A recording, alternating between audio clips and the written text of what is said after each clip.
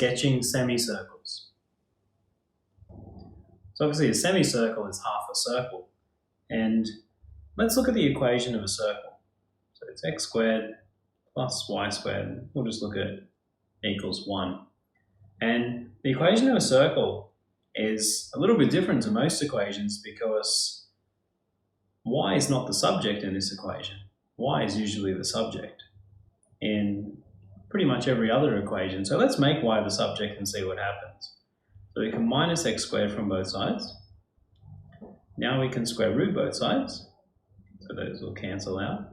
But because we square rooted an unknown that was squared, we have to introduce a plus or minus. We end up with this equation. Y equals plus or minus root 1 minus x squared. And this is the equation of a circle, but we don't usually like to write it like this because it looks like it's two separate equations, because it really means the positive root or the negative root.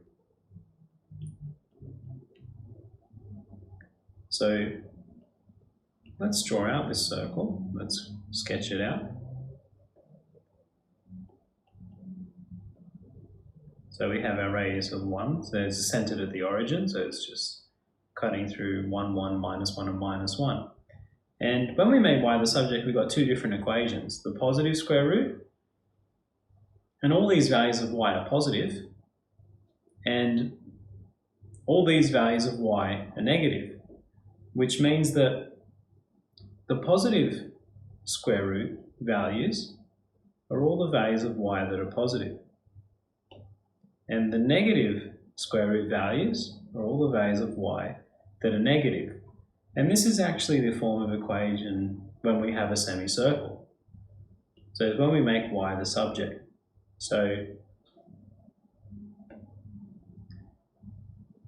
when we have y equals plus or minus the square root of r squared minus x squared, that's when we know we've got a semicircle. So let's just graph one out. So what about y equals minus root 25 minus x squared? So it is really important that it's r squared minus x squared here. So we've got it in the correct form.